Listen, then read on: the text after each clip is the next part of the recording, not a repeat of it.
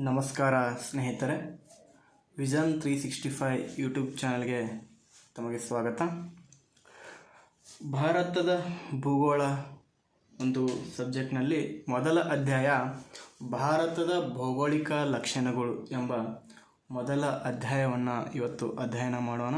ಇದು ಮೊದಲ ಒಂದು ಚಾಪ್ಟರ್ ಆಗಿದ್ದು ಎಲ್ಲರೂ ದಯವಿಟ್ಟು ಕೊನೆಯವರೆಗೂ ಈ ಒಂದು ಅಧ್ಯಾಯವನ್ನು ಕೊನೆಯವರೆಗೂ ನೋಡಬೇಕಂತ ಕೇಳ್ಕೊತೀನಿ. ಈ ಒಂದು ಭಾರತದ ಭೌಗೋಳಿಕ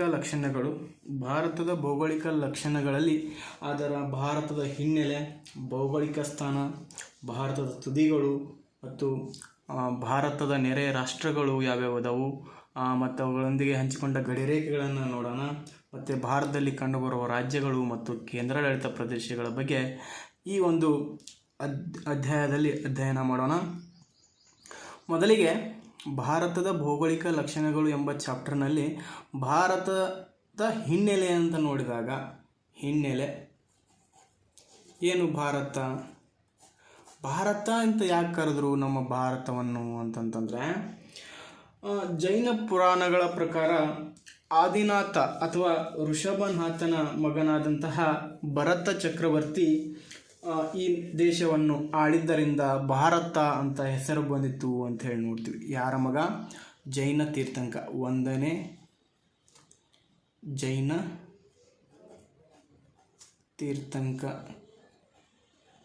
ಒಂದನೇ ಜೈನ ತೀರ್ಥಂಕನಾದಂತಹ ಯಾರು? ಋಷಭನಾಥ ಅಥವಾ ಆದಿನಾಥ ಅಥವಾ ಋಷಭನಾಥ ಅಂಥೇಳಿ ನೋಡ್ತೀವಿ. ಈ ಋಷಭನಾಥನ ಮಗ ಭರತ ಚಕ್ರವರ್ತಿ ಅಂತಿದ್ದ. ಈ ಭರತ ಚಕ್ರವರ್ತಿ ಆಳ್ವಿಕೆ ಮಾಡಿದ್ದರಿಂದ ಇದನ್ನು ನಾವು ಏನಂತ ಕರೆದ್ವಿ ಅಂತಂತಂದರೆ ಭಾರತ ಅಂಥೇಳಿ ಕರೆದ್ವಿ ಅಂಥೇಳಿ ಗೊತ್ತಾಗ್ತದೆ. ಇನ್ನು ನಮ್ಮ ಭಾರತವನ್ನು ಹಿಂದೂಸ್ತಾನ್ ಎಂದು ಕರೆದವರು ಯಾರು ಅಂತ ನೋಡಿದಾಗ, ಹಿಂದೂಸ್ತಾನ್ ಎಂದು ಯಾರು ಕರೆದರು ಅಂತಂತಂದರೆ ಪರ್ಷಿಯನ್ನರು ಅಂಥೇಳಿ ನೋಡ್ತೀವಿ. ಯಾರು? ಪರ್ಷಿಯನ್ನರು ಅಂಥೇಳಿ ನಾವು ನೋಡ್ತೀವಿ. ಇನ್ನು ಭಾರತವನ್ನು ಇಂಡಿಯಾ ಎಂದು ಕರೆದವರು ಯಾರು ಅಂತ ಕೇಳ್ತಾನೆ. ಇಂಡಿಯಾ ಎಂದು ಕರೆದವರು ಗ್ರೀಕರು ಅಂಥೇಳಿ ನೋಡ್ತೀವಿ. ಯಾರೋ ಗ್ರೀಕರು ಅಂಥೇಳಿ ನಾವು ನೋಡ್ತೇವೆ. ಹಿಂದೂಸ್ತಾನ್ ಎಂದು ಕರೆದವರು ಪರ್ಷಿಯನ್ನರು, ಇಂಡಿಯಾ ಎಂದು ಕರೆದವರು ಗ್ರೀಕರು ಅಂತೇಳಿ ನೋಡ್ತೀವಿ. ಈ ಪರ್ಷಿಯನ್ನರಿಗೆ ಸದ ಬದಲಿ ಹ ಅಂಥೇಳಿ ಉಚ್ಚಾರ ಮಾಡ್ತಿದ್ದರು. ಸಿಂಧೂಸ್ತಾನ್ ಹೋಗಿ ಮುಂದೆ ಹಿಂದೂಸ್ತಾನ್ ಆಯಿತು ಅಂತೇಳಿ, ಸಿಂಧೂ ನದಿಯ ದಂಡೆಯ ಮೇಲೆ ನಮ್ಮ ಭಾರತ ಇತ್ತಲ್ಲ, ಅದಕ್ಕಾಗಿ ಹಿಂದೂಸ್ತಾನ್ ಅಂತ ಕರೆದವರು ಯಾರು ಅಂತಂದರೆ ಪರ್ಷಿಯನ್ನರು ಅಂಥೇಳಿ ನಾವು ನೋಡ್ತೀವಿ. ಇಂಡಿಯಾ ಎಂದು ಕರೆದವರು ಯಾರು ಅಂತಂತಂದರೆ ಗ್ರೀಕರು ಅಂಥೇಳಿ ನಾವು ನೋಡ್ತೀವಿ. ನಮ್ಮ ಭಾರತದಲ್ಲಿ ಎಲ್ಲ ಜನಾಂಗೀಯವರು ಇರುವುದರಿಂದ ಭಾರತವನ್ನು ಜನಾಂಗೀಯ ಸಂಗ್ರಹಾಲಯ ಅಂತ ಕರೆದವರು ಯಾರು ಅಂತ ನೋಡಿದಾಗ, ಭಾರತವನ್ನು ಜನಾಂಗೀಯ ಸಂಗ್ರಹಾಲಯ ಅಂತ ಯಾರು ಕರೆದ್ರು ಅಂತಂತಂದರೆ ಡಾಕ್ಟರ್ ವಿ.ಎ. ಸ್ಮಿತ್ ಅವರು ಅಂಥೇಳಿ ನೋಡ್ತೀವಿ. ಡಾಕ್ಟರ್ ವಿ.ಎ. ಸ್ಮಿತ್ ಅವರು ಏನಂತ ಕರೆದ್ರು? ಭಾರತವನ್ನು ಜಗತ್ತಿನ ಜನಾಂಗೀಯ ಸಂಗ್ರಹಾಲಯ ಅಂತ ಕರೆದ್ರು. ಜನಾಂಗೀಯ ಸಂಗ್ರಹಾಲಯ ಅಂಥೇಳಿ ಡಾಕ್ಟರ್ ವಿ.ಎ. ಸ್ಮಿತ್ ಅವರು ಕರೆದ್ರು ಅಂಥೇಳಿ ನಾವು ನೋಡ್ತೇವೆ. ಇನ್ನು ನಮ್ಮ ಭಾರತ ಎಲ್ಲಿದೆ? ನಮ್ಮ ಏಷ್ಯಾ ಖಂಡದ ಒಂದು ದೇಶ. ನಮ್ಮ ಏಷ್ಯಾ ಖಂಡದಲ್ಲಿ ದಕ್ಷಿಣ ಭಾಗಕ್ಕೆ ಕಂಡುಬರುತ್ತೆ. ಎಲ್ಲಿ ಕಂಡುಬರುತ್ತೆ? ದಕ್ಷಿಣ ಭಾಗಕ್ಕೆ ಕಂಡುಬರುವಂಥ ಒಂದು ಪರ್ಯಾಯ ದ್ವೀಪ ರಾಷ್ಟ್ರವಾಗಿದೆ. ಈ ವರ್ಡ್ ನೆನಪಿಟ್ಕೊಳ್ರಿ, ಪರ್ಯಾಯ ದ್ವೀಪ ರಾಷ್ಟ್ರ. ಪರ್ಯಾಯ ದ್ವೀಪ ಅಂತಂತಂದ್ರೆ ಏನು? ದ್ವೀಪ ರಾಷ್ಟ್ರ ಅಂದರೆ ಏನು ಮೊದಲಿಗೆ ನೆನಪಿಟ್ಕೊಳ್ಳೋಣ. ನಮ್ಮ ಭಾರತ ರಾಷ್ಟ್ರ ಏನು ಅಂತಂತಂದರೆ ಪರ್ಯಾಯ ರಾಷ್ಟ್ರ ದ್ವೀಪ ರಾಷ್ಟ್ರ ಅಂತಂತಂದರೆ ಸುತ್ತಲೂ ನೀರಿದ್ದು ನಡುವೆ ಭೂಮಿ ಇದ್ದರೆ ಅದನ್ನು ನಾವೇನಂತ ಕರಿತೀವಿ ಅಂತಂತಂದರೆ ದ್ವೀಪ ರಾಷ್ಟ್ರ. ಸುತ್ತಲೂ ನೀರಿದ್ದು ನಡುವೆ ಭೂಮಿ ಇದ್ದರೆ ಅದೊಂದು ದ್ವೀಪ, ಅದೊಂದು ರಾಷ್ಟ್ರವಾಗಿತ್ತು ಅಂತಂದರೆ ಅದು ದ್ವೀಪ ರಾಷ್ಟ್ರ ಅಂತ ಕೇಳ್ತೀವಿ. ಬಟ್ ನಮ್ಮ ಭಾರತ ಏನಾಗಿದೆ ಅಂತಂತಂದರೆ 3 ಕಡೆ ನೀರಿದೆ, 1 ಕಡೆ ಭೂಮಿ ಇದೆ. ಆದ್ದರಿಂದ ಇದನ್ನು ನಾವೇನಂತ ಕರಿತೀವಿ ಅಂತಂದರೆ ಪರ್ಯಾಯ ದ್ವೀಪ ರಾಷ್ಟ್ರ ಅಂತೇಳಿ ನೋಡ್ತೀವಿ. ಇಲ್ಲಿ ನೋಡಿ, ಪೂರ್ವಕ್ಕೆ ಬಂಗಾಳ ಕೊಲ್ಲಿ ಇದೆ, ಪಶ್ಚಿಮಕ್ಕೆ ಏನಿದೆ? ಅರಬ್ಬಿ ಸಮುದ್ರ ಇದೆ. ಇನ್ನು ದಕ್ಷಿಣಕ್ಕೆ ಏನಿದೆ ಅಂತಂತಂದರೆ ಹಿಂದೂ ಮಹಾಸಾಗರ ಕಂಡುಬರುತ್ತೆ. ಹಾಗಾಗಿ ನಮ್ಮ ಭಾರತವನ್ನು ನಾವೇನಂತ ಕರಿತೀವಿ ಅಂತಂತಂದರೆ ಪರ್ಯಾಯ ದ್ವೀಪ ರಾಷ್ಟ್ರ ಅಂಥೇಳಿ ನೋಡ್ತೀವಿ.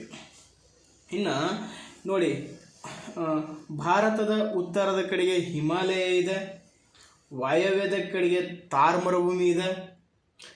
ಇವೆಲ್ಲ ಪ್ರಾಕೃತಿಕ ಲಕ್ಷಣಗಳನ್ನು ಗಮನಿಸಿದಾಗ ಭಾರತವನ್ನು ನಾವು ಉಪಖಂಡ ಅಂಥೇಳಿ ಕರಿತೀವಿ. ಏನಂತ ಕರಿತೀವಿ? ಉಪಖಂಡ ಅಂಥೇಳಿ ನಾವು ಕರೆಯುತ್ತೇವೆ. ಯಾವುದನ್ನು?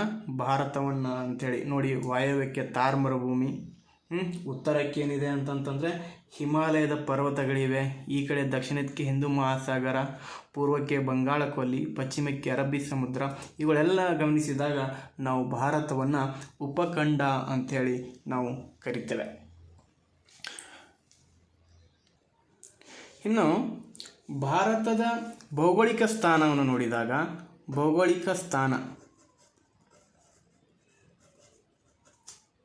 ಭಾರತ ಎಲ್ಲಿದೆ ಭೂಮಿಯ ಮೇಲೆ ಅಂತ ನೋಡಿದಾಗ, ನೋಡಿ ಭೂಮಿ ಯಾವ ಆಕಾರದಲ್ಲಿದೆ ಅಂತಂತಂದರೆ ಜಿಯಾಡ್ ಆಕಾರದಲ್ಲಿದೆ. ಯಾವ ಆಕಾರದಲ್ಲಿದೆ? ಜಿಯಾಡ್ ಆಕಾರದಲ್ಲಿರುವಂತಹ ಭೂಮಿ. ಈ ಭೂಮಿಯ ಮೇಲೆ ನಾವು ಸ್ಥಳಗಳನ್ನು ನಿರ್ದಿಷ್ಟವಾಗಿ ಗುರುತಿಸಲು ಕೆಲವೊಂದಿಷ್ಟು ಕಾಲ್ಪನಿಕ ರೇಖೆಗಳನ್ನು ಎಳೆಯಲಾಗಿದೆ. ಯಾವುದು? ಪೂರ್ವ ಪಶ್ಚಿಮವಾಗಿ ಎಳೆದಂಥ ರೇಖೆಗಳು. ಅವುಗಳನ್ನು ನಾವೇನಂತ ಕರಿತೀವಿ ಅಂತಂತಂದರೆ ಅಕ್ಷಾಂಶಗಳು ಅಂತೇಳಿ ಕರಿತೀವಿ. ಇದು ನೋಡಿ, ಪೂರ್ವ, ಇದು ಪಶ್ಚಿಮ, ಉತ್ತರ, ದಕ್ಷಿಣ ಅಂಥೇಳಿ ನೋಡ್ತೀವಿ. ಯಾವುದೇ ಒಂದು ಸ್ಥಳವನ್ನು ನಿರ್ದಿಷ್ಟವಾಗಿ ಗುರುತಿಸಲು ಭೂಮಿಯ ಮೇಲೆ ಪೂರ್ವ ಪಶ್ಚಿಮವಾಗಿ ಎಳೆದಂತಹ ಕಾಲ್ಪನಿಕ ರೇಖೆಗಳನ್ನು ನಾವೇನಂತ ಕರಿತೀವಿ? ಅಕ್ಷಾಂಶಗಳು ಅಂಥೇಳಿ ಕರಿತೀವಿ. ಮಧ್ಯದ ಒಂದು ಅಕ್ಷಾಂಶ ಏನಂತ ಕರಿತೀವಿ ಅಂತಂದರೆ ನಾವು ಸಮಭಾಜಕ ವೃತ್ತ ಅಂಥೇಳಿ ಕರಿತೀವಿ.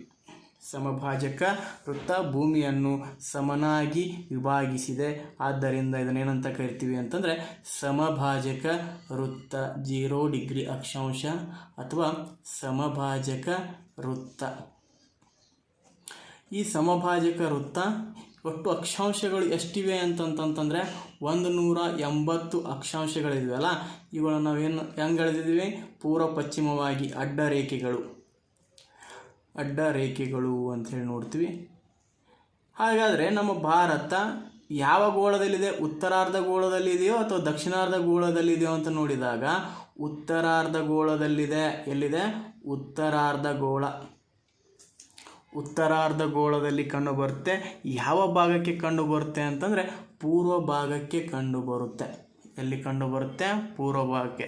ಹಾಗಾದರೆ ಯಾವುದೇ ಒಂದು ಸ್ಥಳದ ನಿರ್ದಿಷ್ಟ ಸಮಯವನ್ನು ಗುರುತಿಸಲಕ್ಕಾಗಿ ದಕ್ಷಿಣೋತ್ತರವಾಗಿ ಎಳೆದಂತಹ ಕಾಲ್ಪನಿಕ ರೇಖೆಗಳನ್ನು ನಾವೇನಂತ ಕರಿತೀವಿ ಅಂತಂತಂದರೆ ರೇಖಾಂಶಗಳು ಅಂಥೇಳಿ ಕರಿತೇವೆ. ಏನಂತ ಕರಿತೀವಿ? ರೇಖಾಂಶಗಳು ಅಂಥೇಳಿ ಕರಿತೀವಿ. ಇವುಗಳ ಬಗ್ಗೆ ಸಮಗ್ರವಾಗಿ ಪ್ರಾಕೃತಿಕ ಭೂಗೋಳದಲ್ಲಿ ಅಧ್ಯಯನ ಮಾಡೋಣ. ನಮಗೆ ತಿಳ್ಕೋಬೇಕಾಗಿದ್ದಷ್ಟೇ, ನಮ್ಮ ಭಾರತ ಎಲ್ಲಿದೆ ಅಂತಂತಂದರೆ ಉತ್ತರಾರ್ಧಗೋಳದ ಪೂರ್ವ ಭಾಗದಲ್ಲಿದೆ. 180 ಅಕ್ಷಾಂಶಗಳು, 360 ರೇಖಾಂಶಗಳು ಕಂಡುಬರ್ತವೆ. ಅಲ್ಲಿ ನಮ್ಮ ಭಾರತ ಎಲ್ಲಿದೆ ಅಂತಂತಂದರೆ ಉತ್ತರಾರ್ಧಗೋಳದ ಪೂರ್ವ ಭಾಗದಲ್ಲಿ. ಎಲ್ಲಿ? ಯಾವ ಅಕ್ಷಾಂಶದಿಂದ ಯಾವ ಅಕ್ಷಾಂಶದವರೆಗೆ ಅಂತಂತಂದರೆ ನೋಡಿ, 8.4 ಉತ್ತರ ಅಕ್ಷಾಂಶದಿಂದ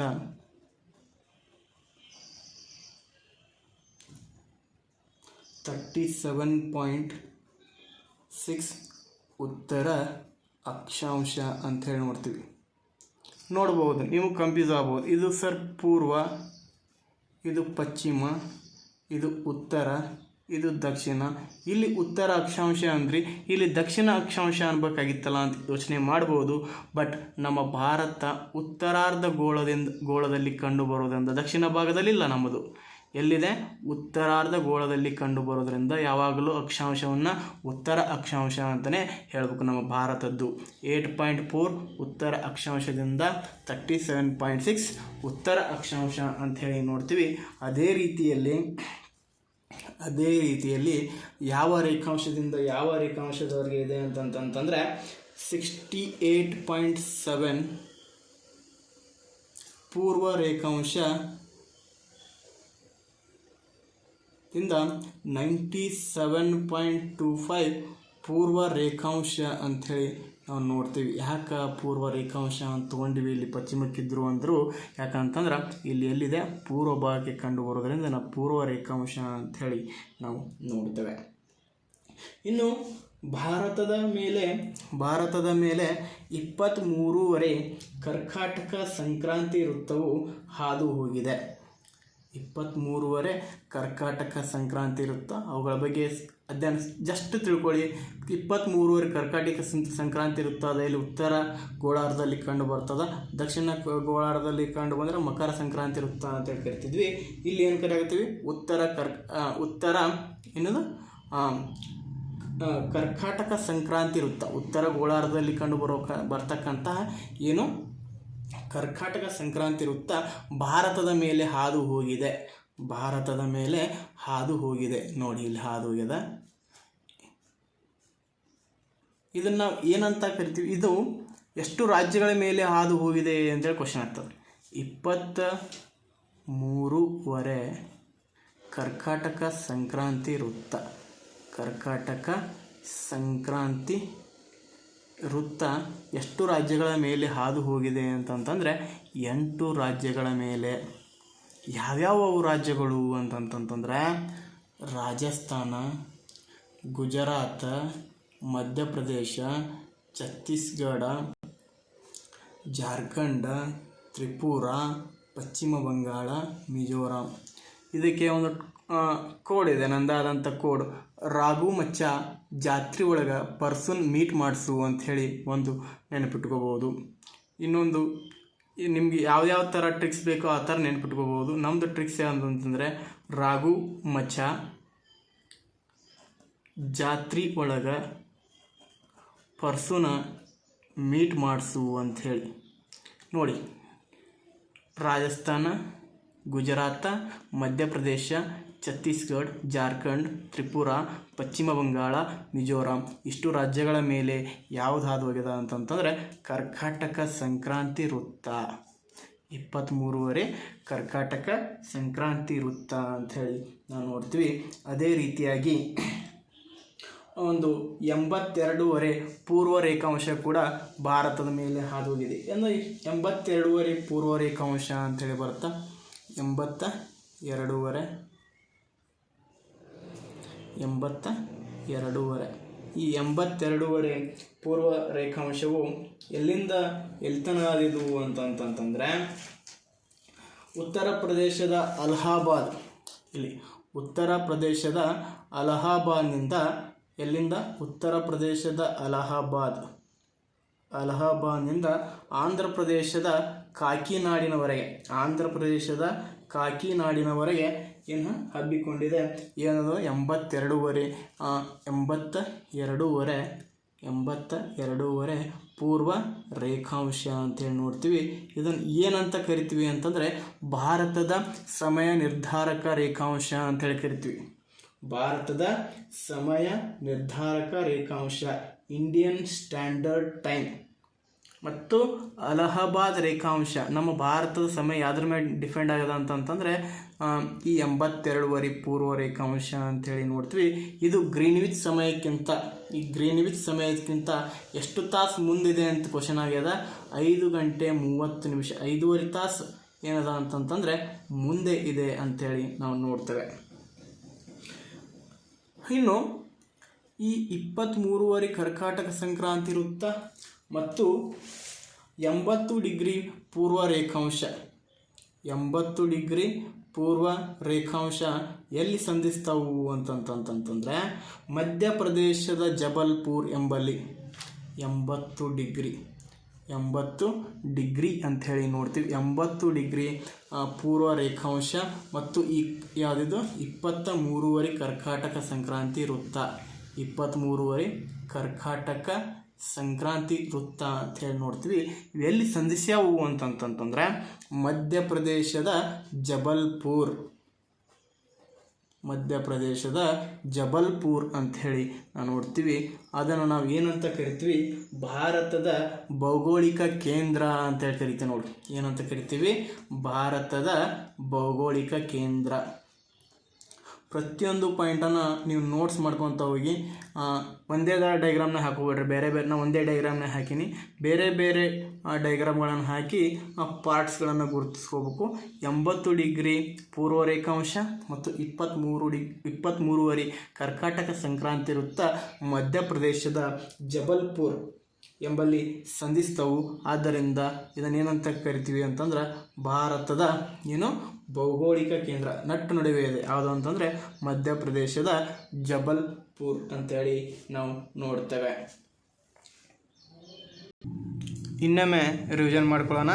ಭಾರತದ ಹಿನ್ನೆಲೆಯನ್ನು ನೋಡಿದಾಗ ನೋಡಿ, ಭಾರತ ದೇಶವನ್ನು 1ನೇ ಜೈನ ತೀರ್ಥಂಕನಾದಂಥ ಆದಿನಾಥ ಅಥವಾ ಋಷಭನಾಥನ ಮಗನಾದಂಥ ಭರತ ಚಕ್ರವರ್ತಿ ಈ ದೇಶವನ್ನು ಆಳಿದ್ದರಿಂದ ಭಾರತ ಅಂತ ಹೆಸರು ಬಂದಿತ್ತು.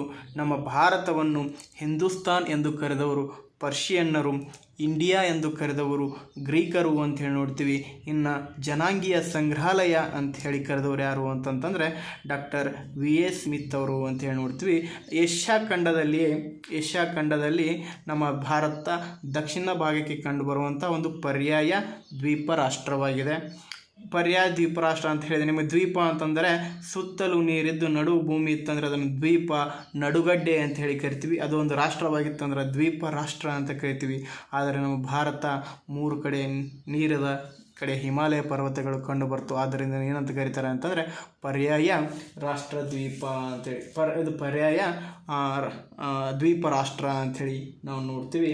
ಇನ್ನು ಈ ಒಂದು ನೋಡಿ, ವಾಯವ್ಯಕ್ಕೆ ತಾರ್ ಮರುಭೂಮಿ ಇದೆ, ಉತ್ತರಕ್ಕೆ ಹಿಮಾಲಯ ಪರ್ವತಗಳಿವೆ, ಈ ಕಡೆ ಬಂಗಾಳ ಕೊಲ್ಲಿ, ಅರಬ್ಬಿ ಸಮುದ್ರ, ಹಿಂದೂ ಇವುಗಳನ್ನೆಲ್ಲ ನೋಡಿದಾಗ ಭಾರತವನ್ನು ಏನಂತ ಕರಿತೀವಿ ಅಂತಂತಂದರೆ ಉಪಖಂಡ ಅಂಥೇಳಿ ನಾವು ಕರಿತೇವೆ.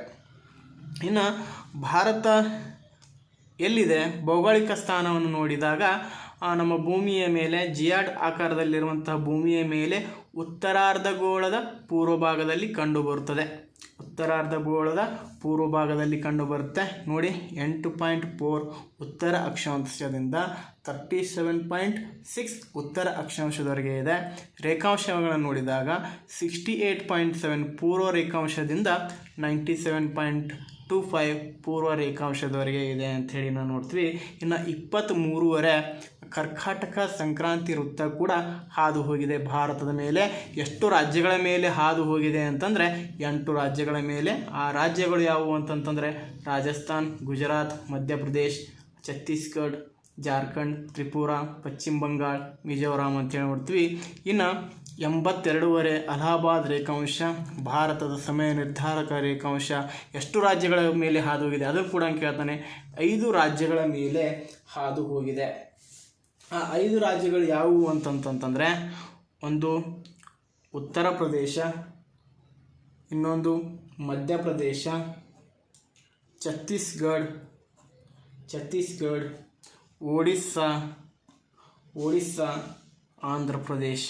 5 ರಾಜ್ಯಗಳ ಮೇಲೆ ಹಾದು ಹೋಗಿದೆ. ಯಾವುದು ಅಂತಂತಂದರೆ ಅಲಹಾಬಾದ್ ರೇಖಾಂಶ, ಭಾರತದ ಸಮಯ ನಿರ್ಧಾರಕ ರೇಖಾಂಶ ಅಂಥೇಳಿ ನೋಡ್ತೀವಿ. 5 ರಾಜ್ಯಗಳು ನೋಡಿ.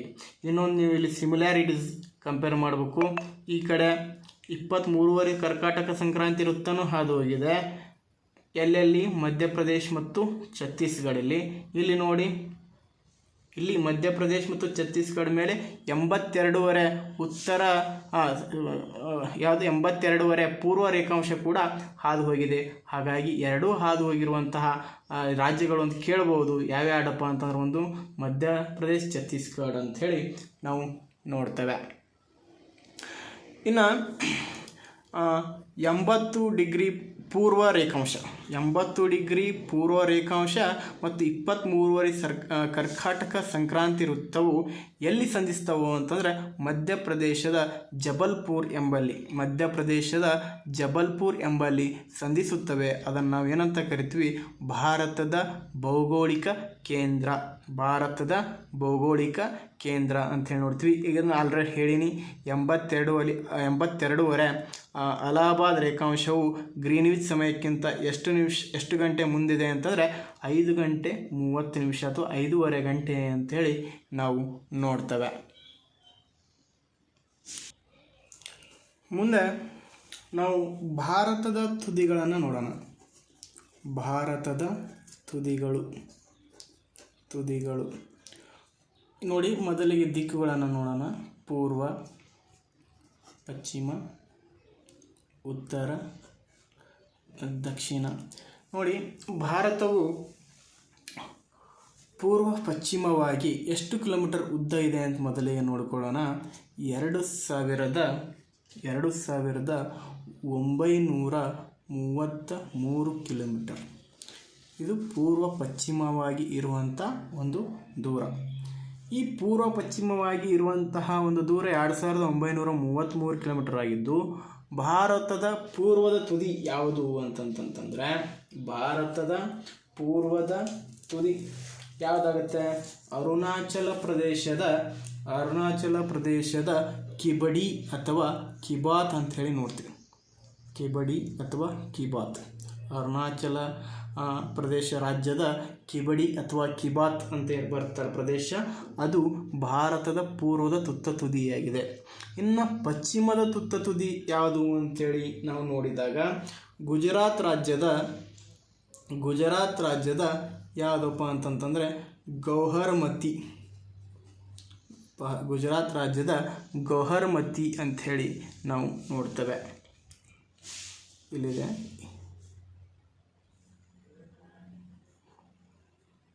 ಗುಜರಾತ್ ರಾಜ್ಯದ ಗೌಹರಮತಿ ಅಂಥೇಳಿ ನಾವು ನೋಡ್ತೀವಿ.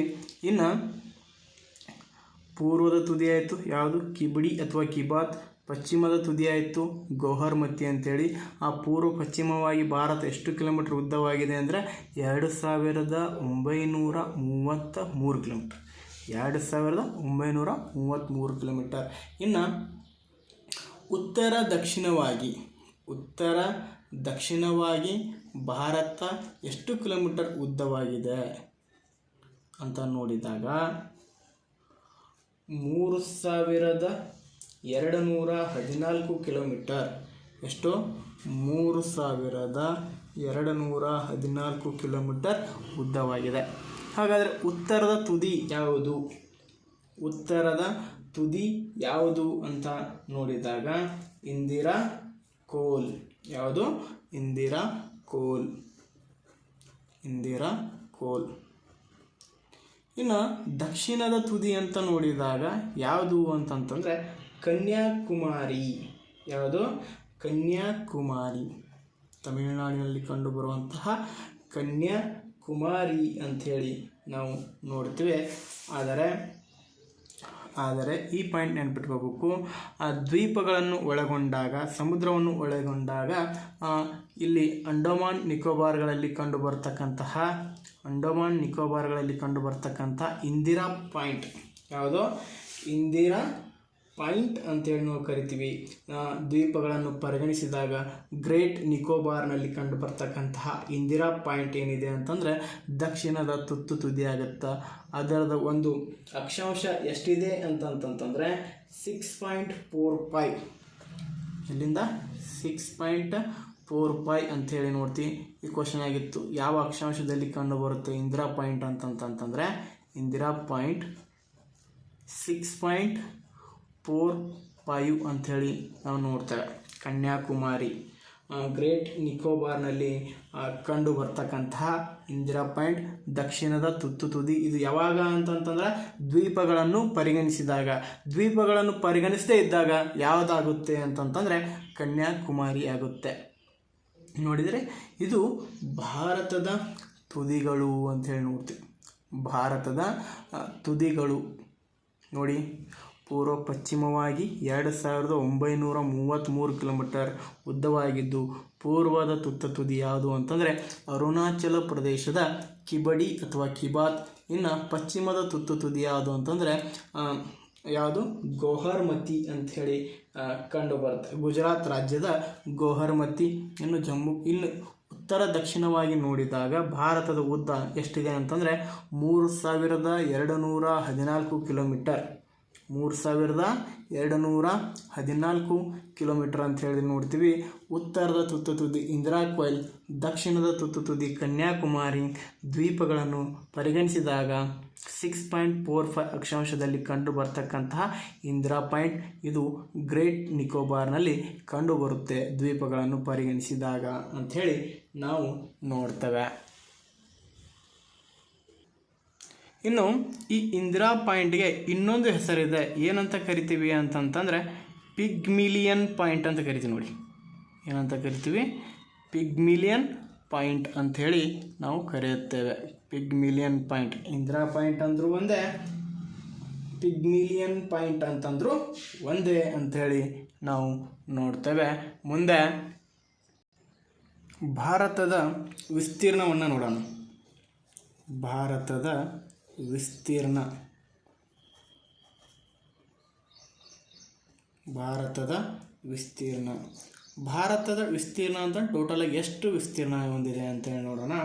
ಭಾರತವು ಎಷ್ಟು ಭೌಗೋಳಿಕವಾಗಿ ವಿಸ್ತೀರ್ಣವನ್ನು ಹೊಂದಿದೆ ಅಂತಂದರೆ 32,87,263 ಚದರ ಕಿಲೋಮೀಟರ್. ನೆನ್ಪಿಟ್ಕೊಳ್ಳಿ, ಎಷ್ಟು? 32,87,263 ಚದರ ಕಿಲೋಮೀಟರ್ ವಿಸ್ತೀರ್ಣವನ್ನು ಹೊಂದಿದ್ದು ಜಗತ್ತಿನಲ್ಲಿಯೇ ಭೌಗೋಳಿಕವಾಗಿ ವಿಶ್ವದಲ್ಲಿ ಅತಿ ದೊಡ್ಡ ದೇಶಗಳಲ್ಲಿ ಎಷ್ಟನೇ ಸ್ಥಾನದಾಗದಪ್ಪ ಅಂತಂದ್ರೆ ಭಾರತ ಭೌಗೋಳಿಕವಾಗಿ 7ನೇ ಸ್ಥಾನದಲ್ಲಿದೆ. ನೋಡಿ ನೆನಪಿಟ್ಕೊಳ್ಳಿ, 7ನೇ ಸ್ಥಾನದಲ್ಲಿ. ಈ ಮೊದಲ ಸ್ಥಾನದಲ್ಲಿ ಯಾವುದಿದೆ ಅಂತಂತಂದರೆ ರಷ್ಯಾ ಇದೆ. 2ನೇ ಸ್ಥಾನದಲ್ಲಿ ಯಾವುದಿದೆ? ಕೆನಡಾ ಇದೆ. 3ನೇ ಸ್ಥಾನದಲ್ಲಿ ಯಾವುದಿದೆ? ಚೀನಾ ಇದೆ. 4ನೇ ಸ್ಥಾನದಲ್ಲಿ ಅಮೇರಿಕಾ, ಬ್ರೆಜಿಲ್, ಆಸ್ಟ್ರೇಲಿಯಾ,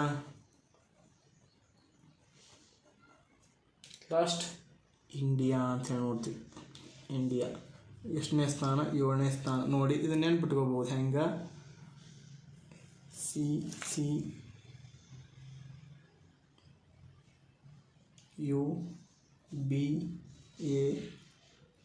ನೋಡಿ ರುಕ್ಕುಬಾಯಿ ಅಂಥೇಳಿ ಈ ಒಂದು ಟ್ರಿಕ್ಸ್ ಮುಖಾಂತರ ಏನು ನೆನ್ಪಿಟ್ಕೋಬೋದು, ಯಾವ ದೇಶಗಳು ಅತಿ ಹೆಚ್ಚು ವಿಸ್ತೀರ್ಣ ಹೊಂದಿದ್ದೇವೆ ಅಂತ. RU ಅಂತಂತಂದರೆ ರಷ್ಯಾ, C ಅಂದರೆ ಕೆನಡಾ, ಮತ್ತು C ಅಂದರೆ ಚೀನಾ, U ಅಂದರೆ USA ಅಂತಂದರೆ America, B Brazil, A Australia, I India ಅಂಥೇಳಿ ನೆನ್ಪಿಟ್ಕೋಬೋದು. ನಮ್ಮ ಭಾರತ ಜಗತ್ತಿನಲ್ಲಿ ವಿಸ್ತೀರ್ಣದಲ್ಲಿ ಎಷ್ಟನೇ ಸ್ಥಾನದಲ್ಲಿದೆ ಅಂತಂದರೆ 7ನೇ ಸ್ಥಾನದಲ್ಲಿದೆ.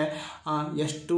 32,87,263 ಚದರ ಕಿಲೋಮೀಟರ್ ವಿಸ್ತೀರ್ಣ ಹೊಂದಿದ್ದು ಜಗತ್ತಿನಲ್ಲಿಯೇ, ನಮ್ಮ ಭೂಮಿಯ ಮೇಲೆ ಜಗತ್ತಿನಲ್ಲಿಯೇ ಭಾರತದ ಪಾಲು ಎಷ್ಟು ಅಂತಂತ ಕೇಳಿದರೆ 2.4%. 100% ಭೂಮಿ ಒಳಗೆ ಭಾರತ ಎಷ್ಟು ಆಕ್ರಮಣ ಮಾಡ್ಕೊಂಡೈತಿ ಅಂತಂತಂದ್ರೆ 2.4% ಅಂಥೇಳಿ ನಾವು ನೋಡ್ತೀವಿ. ಈ 32,87,263 ಚದರ ಕಿಲೋಮೀಟರ್ಗಳಲ್ಲಿ ಪಾಕ್ ಆಕ್ರಮಿತ ಕಾಶ್ಮೀರ್ ಒಳಗೊಂಡಿದೆ ಮತ್ತು ಚೀನಾ ಆಕ್ರಮಿತ ಅಕ್ಸಾಯ್ ಚಿನ್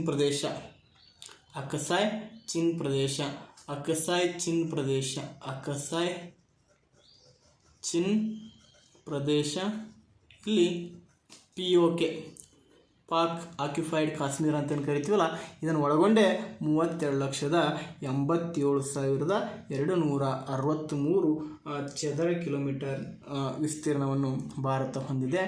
ಇಷ್ಟು ವಿಸ್ತೀರ್ಣವನ್ನು ಹೊಂದಿದ್ದು ಜಗತ್ತಿನಲ್ಲಿಯೇ ವಿಸ್ತೀರ್ಣದಲ್ಲಿ 7ನೇ ಸ್ಥಾನವನ್ನು ಭಾರತ ಪಡೆದಿದೆ.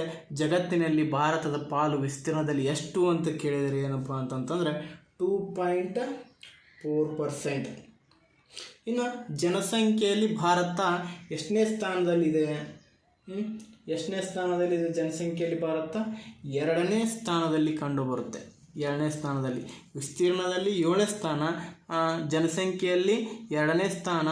ಮೊದಲ ಸ್ಥಾನ ಯಾವುದಿದೆ ಅಂತಂತಂದರೆ ಚೀನಾ ಇದೆ. ಚೀನಾ. 2ನೇ ಸ್ಥಾನದಲ್ಲಿ ಯಾವುದಿದೆ ಅಂತಂತಂದರೆ ಭಾರತ ಇದೆ. ಇನ್ನು ಗಣತಿಯಾಗಿಲ್ಲ. ಮೊದಲ ಒಂದು ಜನಗಣತಿಯ ಪ್ರಕಾರ ಎಷ್ಟಪ್ಪ ಅಂತಂದ್ರೆ 121 ಕೋಟಿ. ಎಷ್ಟು? 121 ಕೋಟಿ ಜನಸಂಖ್ಯೆ ಇತ್ತು. ಈಗ ಜನಗಣತಿ ಆದಮೇಲೆ ಜಾಸ್ತಿ ಆಗಿರುತ್ತಾ. 2ನೇ ಸ್ಥಾನದಲ್ಲಿ ಯಾವುದಿದೆ ಅಂತಂತಂದರೆ ಭಾರತ ಕಂಡು ಬರುತ್ತೆ. ಹಾಗಾದರೆ 2ನೇ ಸ್ಥಾನದಾಗಿದ್ದು ಪ್ರಪಂಚದಲ್ಲಿ ಜನಸಂಖ್ಯೆಗೆ ಭಾರತದ ಕೊಡುಗೆ ಎಷ್ಟು ಅಂತಂತ ಕೇಳಿದ್ರೆ, ಭಾರತದ ಪಾಲು ಎಷ್ಟು ಪ್ರಪಂಚದ ಜನಸಂಖ್ಯೆಯಲ್ಲಿ ಅಂತಂದ್ರೆ 17.6. ಎಷ್ಟು? 17.6% ಅಂಥೇಳಿ ನಾವು ನೋಡ್ತೇವೆ. ಹಾಗಾದರೆ ವಿಸ್ತೀರ್ಣದಲ್ಲಿ 7ನೇ ಸ್ಥಾನದಲ್ಲಿದ್ದೇವೆ, ಜನಸಂಖ್ಯೆಯಲ್ಲಿ 2ನೇ ಸ್ಥಾನದಲ್ಲಿದೆ. ಜಗತ್ತಿನ ಅತಿ ದೊಡ್ಡ ರಾಷ್ಟ್ರ ವಿಸ್ತೀರ್ಣದಲ್ಲಿ ಅಂತಂದರೆ ರಷ್ಯಾ. ಜಗತ್ತಿನೊಳಗೆ ಅತಿ ಹೆಚ್ಚು ಜನಸಂಖ್ಯೆ ಹೊಂದಿದ ರಾಷ್ಟ್ರ ಯಾವುದು ಅಂತಂತಂದರೆ ಚೀನಾ ಅಂಥೇಳಿ ನಾವು ನೋಡ್ತೇವೆ. ಇವತ್ತು ನಾವು ಭಾರತದ ಭೌಗೋಳಿಕ ಲಕ್ಷಣಗಳು ಚಾಪ್ಟರ್ನಲ್ಲಿ ಹಿನ್ನೆಲೆಯನ್ನು ನಾವು ನೋಡಿದ್ವಿ, ಮತ್ತು ಭೌಗೋಳಿಕ ಸ್ಥಾನ ನೋಡಿದ್ವಿ, ಭಾರತದ ತುದಿಗಳನ್ನು ನೋಡಿದ್ವಿ, ಭಾರತದ ವಿಸ್ತೀರ್ಣವನ್ನು ನೋಡಿದ್ವಿ, ಮತ್ತು ಜನಸಂಖ್ಯೆಯನ್ನು ಕೂಡ ನಾವು ನೋಡಿದ್ವಿ. ಮುಂದಿನ ಒಂದು ಕ್ಲಾಸಲ್ಲಿ ಇದರ ಮುಂದುವರೆದ ಭಾಗ ಏನಪ್ಪ ಅಂತಂದರೆ ಭಾರತದ ಗಡಿ ಎಷ್ಟಿದೆ, ಭೂಗಡಿ ಎಷ್ಟು, ಜಲಗಡಿ ಎಷ್ಟು, ಯಾವ ದೇಶಗಳೊಂದಿಗೆ ಗಡಿಯನ್ನು ಹಂಚಿಕೊಂಡಿದೆ, ಯಾವ ದೇಶಗಳ ನಡುವೆ ಯಾವ ಗಡಿ ರೇಖೆ ಇದೆ, ಮತ್ತು ಭಾರತದಲ್ಲಿ ಕಂಡುಬರುವಂಥ ರಾಜ್ಯಗಳು ಮತ್ತು ಕೇಂದ್ರಾಡಳಿತ ಪ್ರದೇಶಗಳ ಬಗ್ಗೆ ಅಧ್ಯಯನ ಮಾಡೋಣ. ಇಷ್ಟು ನೋಟ್ಸ್ ಮಾಡ್ಕೊಳ್ಳಿ ಅಂತ ಕೇಳ್ಕೊತೀನಿ. ವಿಡಿಯೋ ಇಷ್ಟ ಆಗಿದ್ದರೆ, ಈ ಕ್ಲಾಸ್ ನಿಮಗೆ ಇಷ್ಟ ಆಗಿದ್ದರೆ ನಿಮ್ಮ ಫ್ರೆಂಡ್ಸ್ಗೆ ಶೇರ್ ಮಾಡಿ. ಮೊದಲಿಗೆ ಹೊಸಬ್ರು ಯಾರಾದರೂ ಕ್ಲಾಸ್ ನೋಡ್ತಾ ಇದ್ದರೆ ಸಬ್ಸ್ಕ್ರೈಬ್ ಮಾಡಿರಿ. ಯಾರೋ ಕೋಚಿಂಗ್ ಹೋಗೋಕ್ಕೆ ಸಾಧ್ಯ ಇಲ್ಲಲ್ಲ ಅವರಿಗೆ ಈ ವಿಡಿಯೋವನ್ನು ತಲುಪಿಸಿ ಅಂತ ಕೇಳ್ಕೊತೀನಿ. ಮುಂದಿನ ವಿಭಾಗದಲ್ಲಿ ಇದರ ಮುಂದುವರೆದ ಭಾಗವನ್ನು ಹೇಳ್ತೀನಿ. ಈ ಚಾಪ್ಟರ್ ಮುಗಿದ ತಕ್ಷಣ ಈ ಚಾಪ್ಟರ್ ಮೇಲೆ ಆದಂತಹ ಕ್ವಶನ್ಸ್ಗಳ ಬಗ್ಗೆ ಡಿಸ್ಕಷನ್ ಮಾಡೋಣ. ಇಲ್ಲಿವರೆಗೆ ವಿಡಿಯೋ ನೋಡಿದ್ದಕ್ಕಾಗಿ ಧನ್ಯವಾದಗಳು.